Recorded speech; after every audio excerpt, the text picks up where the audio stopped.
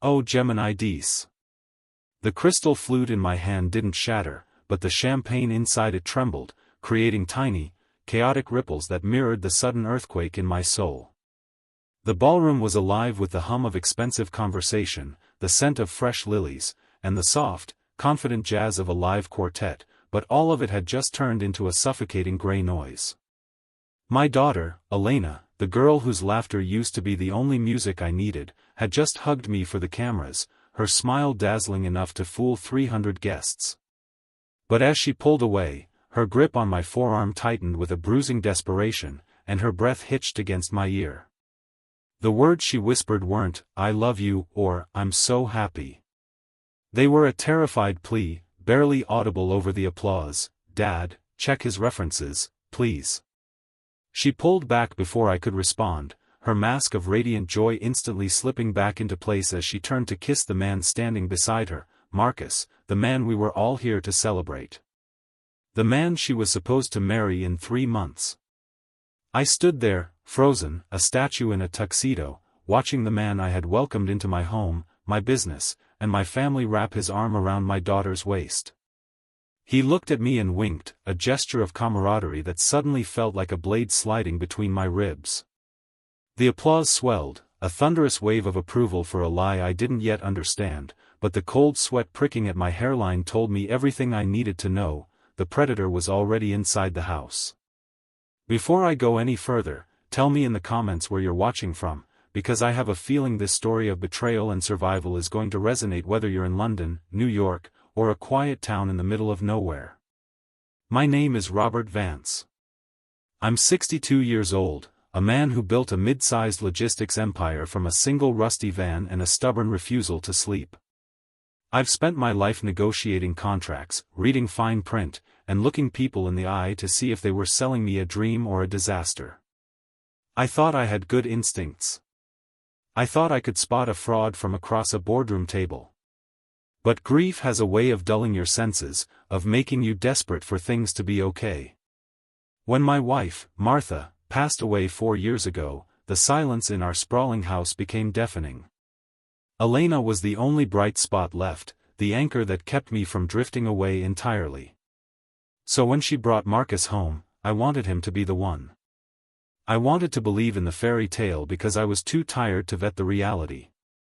Marcus seemed perfect.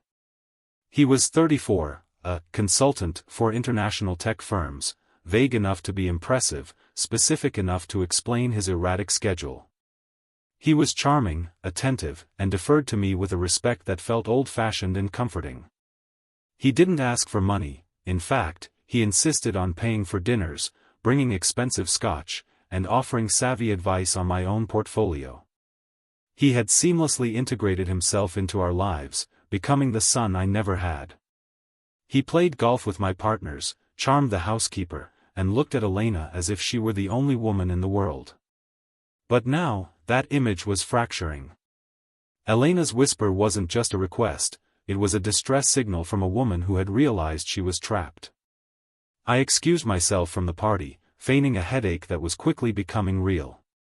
I retreated to my study, the heavy oak door muting the celebration downstairs.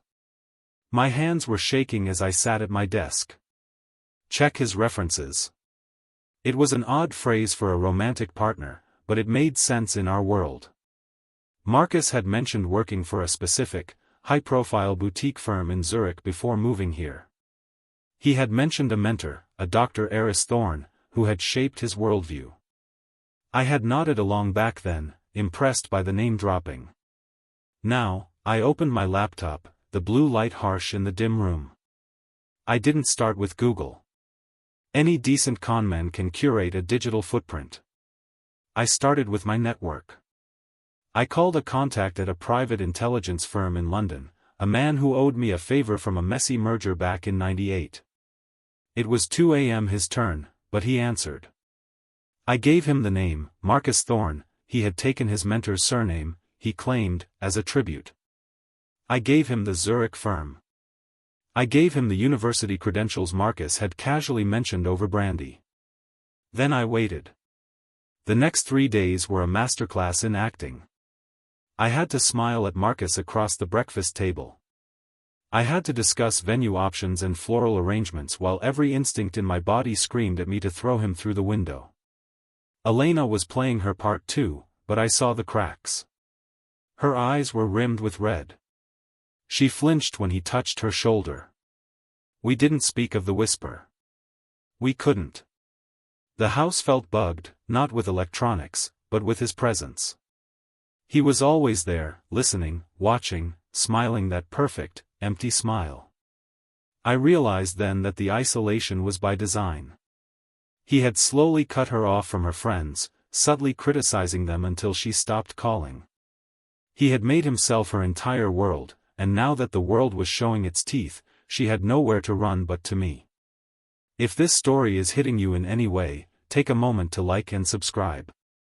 It truly helps this channel grow and allows me to share more stories about the hidden dangers we let into our lives. The dossier arrived on a Tuesday afternoon, encrypted and password protected.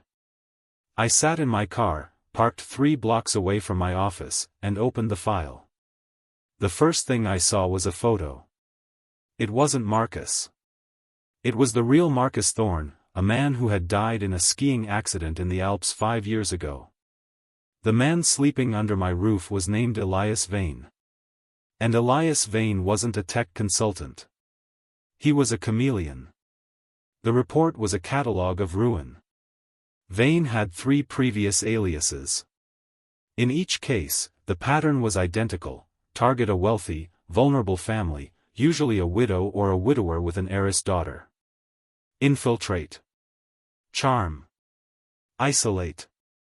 Once the marriage was finalized, the accidents would start. Financial mismanagement. Sudden deaths. And in one case, a tragic overdose of a young wife that was ruled accidental but left Vane the sole beneficiary of a trust fund. He wasn't just after my money, he was after my daughter's life insurance, her inheritance, her very existence. He was a parasite who fed on love and left behind husks. Nausea rolled over me, hot and acidic. I gripped the steering wheel until my knuckles turned white. I wanted to drive home, pull my revolver from the safe, and end it. But I knew men like Vane. If I confronted him with violence, he would play the victim. He would claim I was a jealous, senile old man trying to control his daughter. He would twist the narrative, perhaps even convincing Elena that I was the danger. No. This required surgery, not a sledgehammer. I needed to expose him in a way that left him no room to maneuver, no shadow to hide in. I needed to humiliate him so thoroughly that his power over Elena would shatter instantly. I drove home and found them in the sunroom. Marcus, Elias, was reading a book, his legs crossed, looking like the lord of the manor. Elena was staring out the window, looking like a prisoner. "Robert," he exclaimed, closing the book. "Home early?" "We were just discussing the honeymoon. Bora Bora is looking promising." "Bora Bora sounds expensive," I said, forcing a jovial tone that tasted like ash. "But you only get married once, right?" "Exactly," he beamed. "Actually, speaking of the wedding," I said, walking over to the sidebar to pour a drink, keeping my back to them so he couldn't see my eyes. "I've been thinking about your mentor. Dr. Thorne. It's a shame he can't be here. I know how much he meant to you." "He was a father figure," Elias said, his voice dripping with rehearsed reverence. "I miss him every day." "I have a surprise for you," I said, turning around with 2 glasses of scotch. I made some calls. I managed to track down some of his old associates. I thought it would be a nice gift to have them at the rehearsal dinner next week. A sort of tribute to your past. For a fraction of a second, the mask slipped. A flicker of genuine panic darted across his eyes before the smile plastered itself back on. "That's incredibly thoughtful, Robert. But they're very private people. I wouldn't want to impose." "Nonsense," I insisted. "It's already arranged. In fact, I'm bringing in a special guest. Someone who knows your work in Zurich intimately." The tension in the room spiked. Elena looked at me, confusion warring with hope in her eyes. She knew I was up to something. Elias took the drink, but his hand wasn't as steady as it usually was. He was calculating, wondering how much I knew, wondering if he could bluff his way through it. "I can't wait," Elias said, his voice tight. The next week was a blur of psychological warfare. I dropped subtle hints. I left brochures for security systems on the counter. I talked loudly on the phone about background checks for new employees at the firm, watching him flinch from the other room. He began to look haggard. The charm was wearing thin, revealing the desperate, cornered animal underneath. He tried to accelerate the wedding date, claiming his mother was ill and needed to see him married before she passed.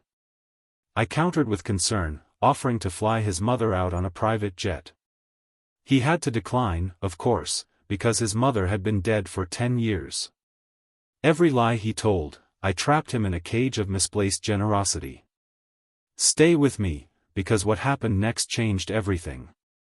The rehearsal dinner was held in the private dining room of the city's most exclusive club. 20 people. Close family, a few key business partners, and Elias.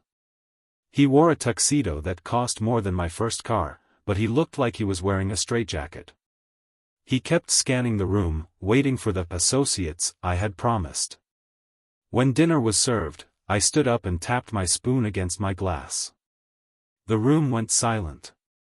Elena was gripping the tablecloth, her knuckles white.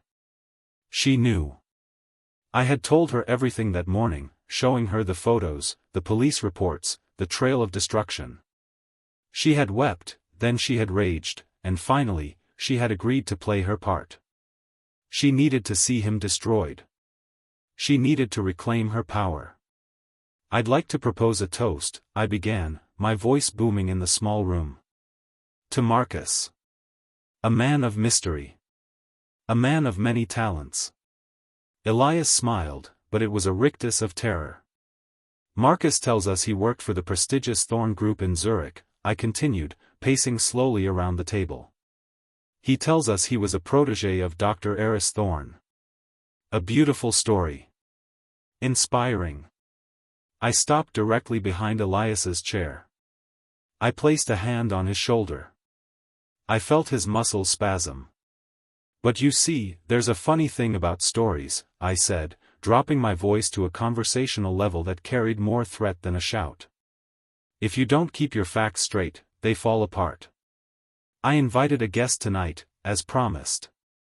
Please welcome Detective Inspector Miller from the Zurich Cantonal Police." The doors opened. A stern man in a gray suit walked in. He wasn't alone. Behind him walked a woman, older, elegant, with eyes of steel. Elias froze. He stopped breathing. "And this," I said, gesturing to the woman, "is Mrs. Lydia Thorn. Dr. Eris Thorn's widow." The silence in the room was absolute. It was a vacuum that sucked the air out of everyone's lungs. Elias couldn't turn around. He stared straight ahead at the centerpiece, his face draining of all color until he looked like a wax figure. "I don't know who this man is," Lydia Thorn said, her voice clear and cold, cutting through the room like a scalpel. "My husband never had a protégé. And he certainly didn't know anyone named Marcus. But I do recognize the watch he's wearing. It went missing from our safe the day our pool boy vanished 6 years ago." The room erupted. My business partners gasped. Elena stood up, her eyes dry and furious. She walked over to Elias, who was now trembling violently, unable to stand, unable to speak. The facade was gone. There was no charm, no sophistication. Just a petty thief in a stolen suit. Elena reached out and took the engagement ring off her finger. It was a vintage piece, an heirloom from my mother that I had foolishly given him to give to her. She looked at it, then at him. "You checked his references, didn't you, Dad?" she said, her voice steady. "I did," I replied. She dropped the ring into his champagne glass. It made a sharp clink that sounded like a gavel coming down. "Get out," she whispered. Before I let my father do what he really wants to do. Elias tried to stand, to stammer an excuse, to spin one last lie. But he looked at the detective, then at me. He saw the security guards I had positioned at the door. He saw the end of the road. He scrambled up, knocking his chair over, and practically ran toward the exit. The detective intercepted him calmly, placing a hand on his chest. "Mr. Vane," the detective said. "We have a warrant for your extradition.